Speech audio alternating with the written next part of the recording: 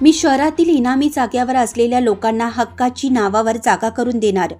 वक्फ बोर्डाचे नियम माहिती, त्यामुळे दिलेला शब्द पाळणार. हमीद शेख. निलंगा शहरात हजरत दादापीर दर्गा, चांद साहब, मा साहेब अशा अनेक इनामी जागेवर 40 ते 50 वर्षापासून लोक त्या ठिकाणी वास्तव्य करून राहत आहेत. मला स्वतःला महाराष्ट्र राज्य वक्फ बोर्डाची नियमावली माहीत असून मला व माझ्या पूर्ण पॅनलला आपण एकदा निवडून देत संधी द्यावी. आम्ही आपणास अभिमान वाटावा असं काम, असा विकास आपल्या दारापर्यंत येऊन जनता दरबार भरून जाग्यावरच आपले विषय तातडीनं तिथंच मार्गी लावणार.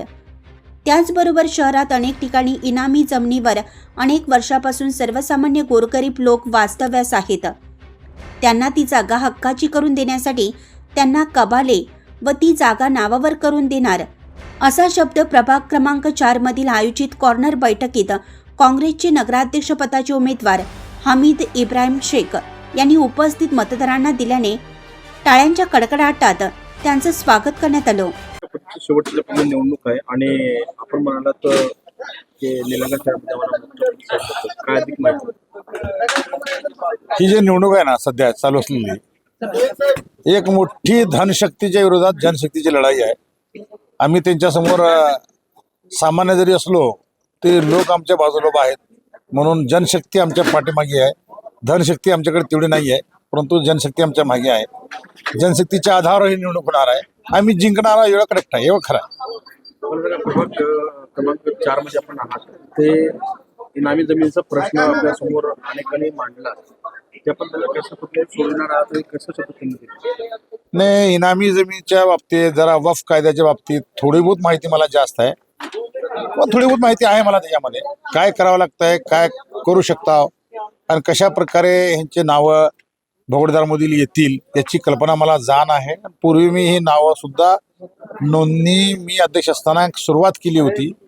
ती नोंदणी तिने थांबली बाकी पुन्हा नंतर नगरपालिकेनं परत आम्ही ते आल्यानंतर भोगडदाराच्या नोंदण्या या लोकांना करून देण्यासाठी आम्ही वचनबद्ध आणि कटिबद्ध आहोत. ते करून देणार म्हणजे देणारच आहोत. आता शेवटच्या टप्प्यामध्ये निवडणूक आलेली आहे. प्रत्येक ठिकाणी आपण कोरोना बैठका घेतात, सभे घेत आहे. लोकांच्या मागणी आणि लोकांचं जे म्हणणं आहे मांडता येत आहे, काय म्हणते. गेल्या जे 8-10 वर्षामध्ये जे जे काही शहरामधले ज्या वाटोळ झालेली गोष्टी आहेत ना, ते सगळे लोक दुखवाटा बघतात आमच्या समोर. रस्ते असतील, रस्ते नेऊन दाखवलेले आहेत, नाल्या नेऊन दाखवलेल्या आहेत, लाईट लिहून दाखवलेल्या आहेत, खड्डे दाखवलेले आहेत. एकनी अनेक समस्या आहेत, कचरा कुंड्याची समस्या आहे. ह्या सगळ्या समस्या लोक दाखवलेल्या आहेत. अगर त्याचं निदान बरोबर झालं असतं, ते काम बरोबर झालं असतं, तिची व्यवस्था झाली असती, तर लोक दाखवले नसते.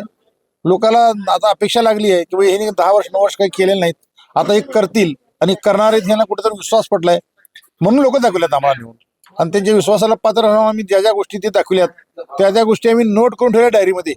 किती लोकांना भेटलं, किती लोकांनी तक्रार केले. एक 100 पेजची वही भरली जवळपास आमच्याकडे.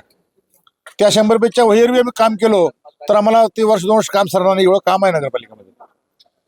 अशाच नवनवीन ताज्या घडामोडी पाहण्यासाठी आजच आमच्या YouTube चॅनलला लाईक करा, शेअर करा, सबस्क्राईब करा आणि हो, बेल आयकॉन प्रेस करायला विसरू नका.